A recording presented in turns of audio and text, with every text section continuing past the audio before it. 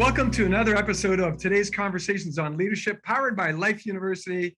I'm your host, Dr. Gilles LaMarche, and I'm thrilled to have our guest today, Ms. Charmaine Ward-Millner. She is the Corporate Relations Director for Georgia Power. She is responsible for building and maintaining key state and national relationships with diverse opinion leaders, forming strategic alliances with diverse segments of the company's 2.5 million customers. I'm a Georgia Power customer. Corporate partners and civic organizations to promote advocacy for important industry and company initiatives. She also works closely with internal executives and the community, as well as government leaders, to develop sustainable initiatives aligned with the company's business goals and philanthropic strategies, supporting its mission, which I really, really like, to be a citizen wherever we serve. I love that. That's why I read all of that, because that's so profound.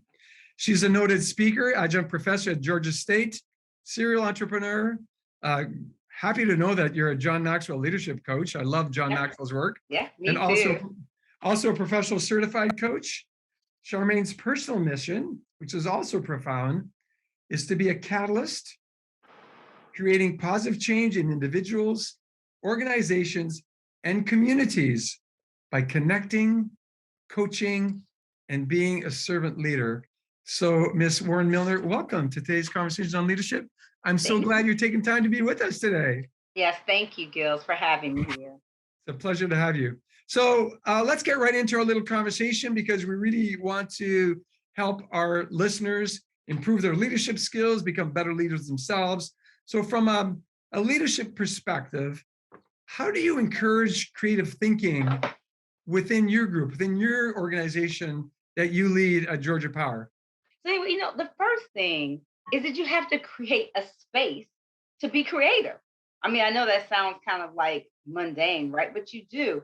Often we're so busy just churning, right? Getting things done that we forget to take the time to actually schedule time to be creative. And that's what I do. So I schedule time where we ideate. That's all we do. Some people, back in the days, they called it brainstorming. Now the cool word is ideate, right? Ideation. And so that's the first thing, though. So once we have the time and my team comes together, everybody takes off the titles, because everyone has to feel empowered to say what they're thinking, to actually give their ideas. And then there's no wrong answer. So you can't make somebody feel silly or stupid because they had an idea. I mean, I'm sure whoever came up with any of the things that we use now, someone initially said, that's crazy. And now we're doing it. So you have to make sure that people feel comfortable. And then that everyone has input. Because what happens as a team is you have those people, we all know them, who take over, right? And not on purpose. I'm one of those people, if you don't stop me, I will keep going, right? So what you have to do is bring in the other people who are maybe the introverts or the people who are a little quieter, and you have to ask their opinion. And so what we do oftentimes is we forget about them. And so you have to make sure everyone says something. And then finally, I love this concept. I practice what's called creative destruction with my team. And that means you're constantly looking for, how do you change a process or a product? And so what you do is you start with a blank slate and you say, okay, this particular process, if we had no limitation in resources, if we had no limitation in people or money, how would we do this process if it didn't exist? Just start from the beginning. And so you build the process all over, taking all of the limitations off, and then you see how it looks compared to what you have. And you say, okay, how can we make this look like what would be the perfect world or the optimum state? So I know that was a lot, but it takes a lot to be intentional about being creative. Well, I like what you said, because the three things I wrote down immediately as you said it: take time to ideate, right? You've got to schedule time. If it's not scheduled, this is not happening. No. So take time to ideate. And there's one thing you said really quickly, and most people maybe didn't catch it, but you said, and everyone takes off their title. Tell us a little bit more about that, because that was a really important nugget that you threw at us right there. You have to remember, when you walk into that room to ideate, that everyone is equal and everyone's idea counts as much as the next. Just because I'm the leader of that team doesn't mean I have all the answers. Matter of fact, I probably don't have all the answers. The people that are closest to the problem usually have the best solutions, right? And those are the people we don't often ask. So that's another thing which I didn't necessarily say is making sure you have a cross-functional team, that you have everybody in the room, not just the managers, not just the leaders, but can you also have some of the support people, some of the people that are actually dealing with the issues as a result of this process or product. But yes, it's important that everyone is equal and that managers and leaders don't count, not in ideation. That's beautiful. So thanks for sharing that. In your organization, what do you find to be the most important? Do you deal, or maybe all three, mission, core values, vision? Yes. Where do you live in that space? Wow. You know what? This is probably one of my favorite questions, I have to tell you. And this is a question that is asked so often. This is like the $1 million question. What's the most important? They all are. Mission is important, vision is important, and values are important to an organization. But where it all starts is with values. It all starts with the organization's values. And so organizations value really give employees a purpose to work towards and help them achieve their goals. So it gives them a purpose to work towards. Because when they know this is my company's values, then they know what they can stand on, right? The organization also, their values set the standards that the organization employees can aspire to be or aspire to do. And it also helps define the company culture. So I just want to give you the example. At Southern Company, which is Georgia Power's parent company, our company culture is rooted in our values. And our values are safety first, unquestionable trust, superior performance, and total commitment. So we really think it's important that those values form the culture that we see and feel and are a part of at our company. And then the last thing I want to say is that a company's value cannot just impact internally, but also externally, because surveys have found that consumers want to buy from companies whose values align with their values. And that there are some consumers who say, I won't buy that product because I don't believe in their values. So imagine that, how important values are if not only they impact inside with your employees, but they can also impact externally with your customers. So it all starts with values. And I'll tell you, Southern companies make their values very vocal. They're out there. We see them. I mean, I attend Cobb Chamber events, and somebody from Southern companies is speaking. Georgia Power is the sponsor of the event. We hear about your values, Yes. and then we get to experience them. And I can tell you where I experienced them. I'm trying to think, it's a few years ago when we had one of our major storms.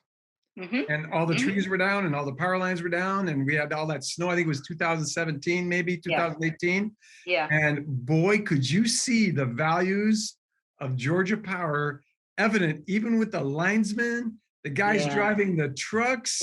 Yes, yes.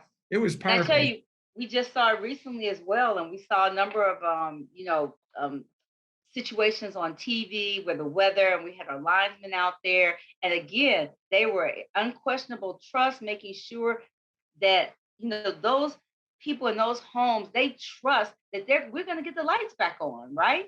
And we also want to make sure we're going to do it in a safe way. And so we just have a commitment to our customers. And I'm just really proud to work for a company that really leans in on their values because it's so important. And they really do. So I appreciate the answer to that question. What's the one characteristic that you, Charmaine, believe that every leader's got to possess? I mean, we could list tons of qualities, but what's the one that you believe they have to be a great leader? Okay, so I'm going to cheat a little bit and just say, I would love the listeners to look at an article I love. It's called Future Minded Leader by Maggie Wool, and it lists 13 essential leadership values for anyone leading a team. So I said, I know I couldn't come in and say those 13, but right. Well, so share a few. Share a few. I wanted to share a few, and I wanted to tell you what though I think. But this article was fabulous. Again, Future Minded Leader by Maggie Wool, 13 essential leadership values. Empowerment. You have to empower others through mentorship and delegation. Vision. You got to be able to say where we're going and what we're doing and why. People want to follow people they trust and they believe and they have a vision. Communication, you have to be able to give your message clear and concisely. Reinforcement, it is so important to give positive reinforcement to your team. I mean, anytime I give feedback, and I believe in immediate feedback, I always start with a positive reinforcement and then anything that we need to develop. Empathy, you have to be able to put yourself in the other person's position, right? And humility, we don't know it all. Even if we're the boss, we don't know it all and we don't have all the answers. Passion, you have to show that you're committed. Respect, it has to be at all levels, up, down, and sideways. Patience, that's something I'm working on. you know, you can only move so fast. So you have to be patient and you have to give grace to yourself and to your team. Resilience, how you handle the challenges. There are going to be some. Transparency, being able to be authentic, right? And be transparent. Accountability, taking responsibility, whether it's good or bad. And integrity, doing what you say you will do. These are the 13 essential leadership values. And I just thought I could not come on and not share that. A lot of great insight in, multiple small sound bites right there. In one little article. But I will tell you, for me, it is emotional intelligence. That is the number one thing I think a leader has to have. And this theory was developed by Daniel Goleman. If people want to check out his book, Emotional Intelligence, Why It Can Matter More Than IQ. But it refers to the ability to be able to perceive, control, and evaluate your emotions. So what I'm really saying, it starts with self-awareness, thinking before you react, empathy for others, listening, right? And it's a bunch of tests that you can take if you're interested to see what your EQ is. And if your EQ is not high, there are a lot of things you can do to develop it and strengthen it. So power listening, reflecting more, empathizing. But I tell you, leaders that have a strong or a high EQ make better leaders. Love it. Because you know what? You're the first one on this podcast to even mention emotional intelligence. So thank you for bringing that up, because it is such an important part of being a great team member and a great leader. Absolutely. Well, you've shared a few resources. The last question I was going to ask you is about resources that you've utilized yourself, resources that you may recommend to our listeners that obviously would make them better leaders. You mentioned a few with Future Minded Leader as by Maggie, and then this other one that you just mentioned on emotional intelligence. But any other resource that you would highly suggest for our listeners? You know what? I do. And there's a couple. I mean, first of all, if you want to be a good leader, you have to commit to being a lifelong learner. You do. Now, and learning comes in different ways. So one thing is, having a growth mindset or being curious, right? That's really what lifelong learning is about. So I'm going to say, number one, read. I'm an avid reader. My husband, he is a crazy leadership book reader. Now, I read some leadership and some, just for fun fiction. But I'll tell you some of my favorites. And I asked him what some of his favorites were. Good to Great by Jim Collins. It's old, but it never gets too old. 21 Irrefutable Laws of Leadership by John Maxwell. That is just a standing leadership book in our library. Death by Meeting. This is a new one my husband told me about, by Patrick Lencioni. And then Think and Grow Rich by Dr. Dennis Kimbrough, which is actually one of my mentors. He is one of my mentors. Those are four of my favorite leadership books. The other one that my husband told me about. And then the other thing I would say is look into education. We're talking at the university right now. So is there an opportunity to get an advanced degree? Is there an opportunity to go back to school to get a certification? In any of those things. And it doesn't have to be, I'm going to go to school for 5 years. I mean, a certification could be a year long. It could even be a professional development workshop. There are lots of different ways that you can grow and you can increase, kind of your mindset and increase your just abilities. The last thing I would say is, what is your network? What are you doing to increase that? Being around like-minded people, right? There are lots of professional associations. So if you're a lawyer, there's a association for lawyers. There's association for doctors. I'm a member of National Black MBA, which are African Americans who have MBAs or advanced degrees. So being around other like-minded people. And then the final thing, and this is a little selfish plug, is get a coach. The best athletes, the best entertainers in the world have a coach. So why not you? So if you want to take yourself, to that next level, if you want to be the best version of yourself, whether it's professionally or personally, look into getting a coach. But if you do, make sure that you interview a couple different people and that they are certified, because it's really important, whatever resource you decide to do, that you use resources that are tried and true and are really going to help you be a better leader. Great insight. 21 Irrefutable Laws of Leadership is one of the great books. I actually took my entire enrollment management team through that book recently. And the way we did it, because there's 21 laws, we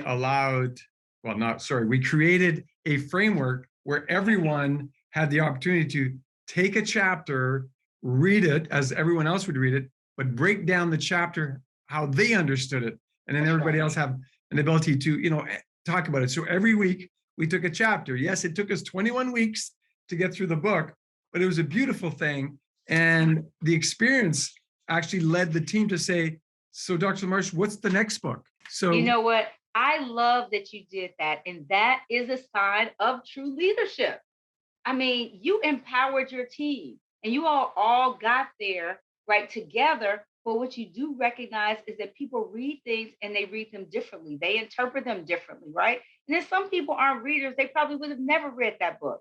But afterwards, I bet you they were like, I'm glad I read it. Well, they were so glad they read it, like to the point where they all want to do next. So the next one that we chose, which we start next week, it's going to be a quick read, is Strengths Finders. Oh, yeah. Because then they're all going to do their, tests, and we're going to be discussing it. And again, each member has an opportunity to choose the chapter they want to talk about. And then we've already picked Good to Great as the next book that we're going to go through after that. That's right. Well, I'm going to offer one other book. And this is one that I read with I lead a number of mentoring circles. Every circle I have with my mentees, and that is Who Moved My Cheese? Oh, yes. It is the greatest book of all time about change and how you handle and deal with change. And initially, my mentees are like, what? It's about mice? I said, just read it. And it never fails. To your point, at the end of it, they are all like, I'm this one, I'm that one. I'm a little bit of all of them. One of my favorite all-time leadership books. It's absolutely a great book. Another one of my favorites is The Greatest Salesman in the World by Og Mandino. I haven't read that, but I believe my husband has that on our bookshelf. You pick that one up. I'm going to pick up Who Moved My Cheese again because I've read it twice already, but you're bringing it back to mind and it makes sense and likely will be a book that will go through with my enrollment team here at Life. So our time's about up, but any closing comments for our guests, Charmaine? I just want to leave them with the fact that, leadership takes time. It takes time, it takes an investment, and it takes a commitment. But we can all do it. There've been a million tests about, is leadership born or is it learned? It's both, right? I mean, some people are just lucky enough that they're born with it, but it can be learned if that is something that you want. So I don't want you to give up. And if you were born with it, you can be a better leader. And if you weren't born with it, you can learn how to be a leader. We can all be great leaders, but it does take intentionality and it takes some commitment and some time and that passion to want to be the best. And we all want to do that. Well, thank you very much for sharing your insight. Certainly, I'm a better person for having had you with me for the last 20 minutes or so. And I'm sure that our listeners and our viewers will really appreciate the insights that you shared with them. And if they take you up on reading more great books, no doubt they too will become exceptional leaders. Yes. Thanks again, Charmaine. Thank you so much for having me. I really appreciate it. My pleasure. Thank you.